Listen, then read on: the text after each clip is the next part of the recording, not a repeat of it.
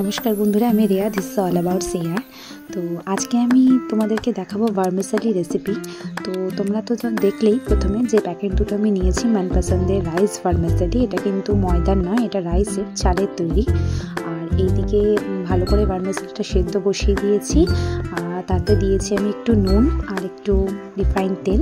আর এখানে আমি আরেকটা কড়াইতে তেল গরম করে নিচ্ছি। তেলটা গরম হয়ে গেলে এর মধ্যে আমি কাঁচা বাদাম দিয়ে বাদামগুলো হালকা করে ভেজে নেব, যাতে একটু মুচমুচে হয়।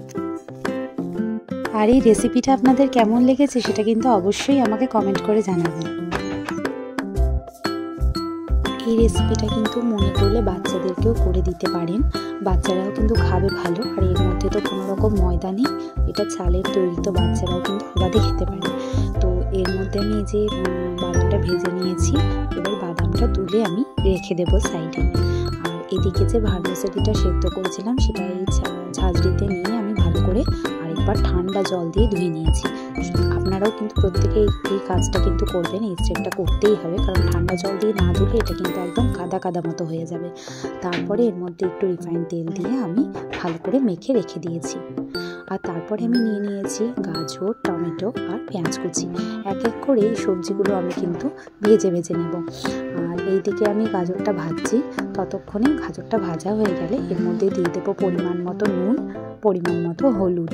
এর মধ্যে কিন্তু বেশি মশলাপাতি দরকার নেই, শুধুমাত্র নুন হলুদ দিয়েও আপনারা করতে পারেন। এখানে নুন দিয়ে দিলাম আর দিয়ে দিচ্ছি পরিমাণ মতো হলুদ।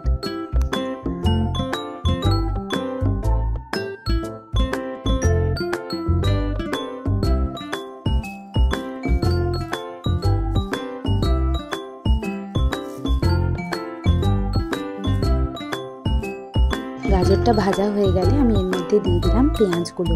পেঁয়াজগুলো একটু লেটে দিয়েছি, কারণ পেঁয়াজগুলো প্রথমে দিলে কিন্তু পেঁয়াজটা মুখে আসে না, তো সেক্ষেত্রে কিন্তু খেতে ভালো লাগে না, তাই আমি পেঁয়াজটা একটু পরে দিয়েছি।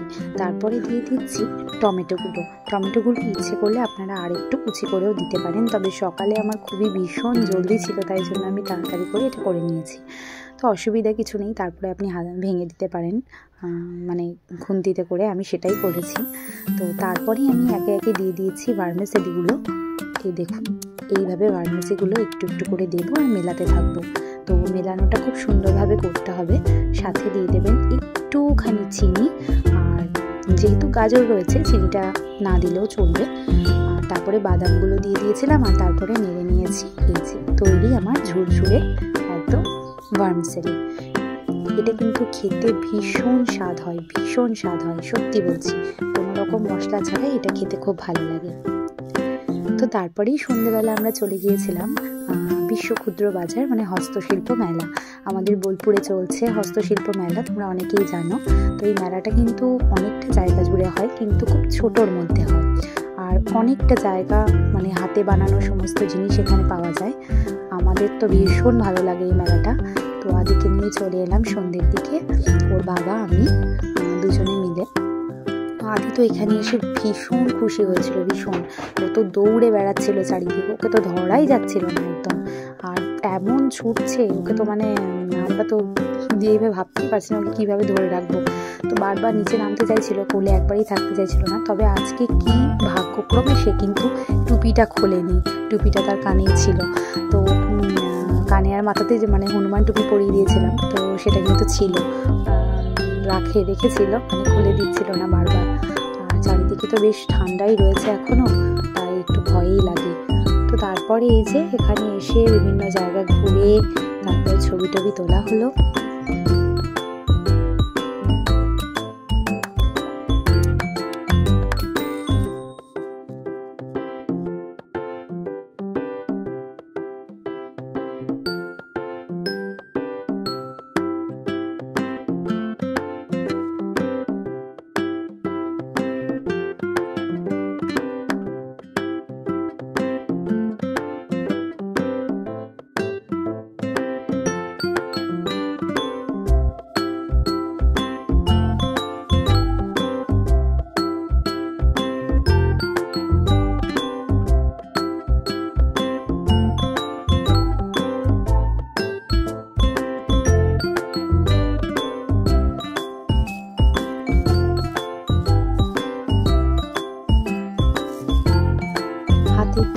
জিনিস এবং এই শিল্পের একটা আলাদাই মর্যাদা রয়েছে, আপনারা প্রত্যেকেই সেটা জানেন ভালো করে।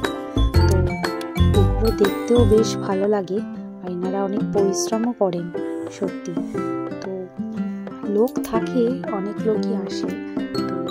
তো এই মেলাটা একটু ফাঁকার মধ্যেই থাকে, তাও ভালো লাগে, কারণ অনেক দিন জুড়েই কিন্তু মেলাটা হয়।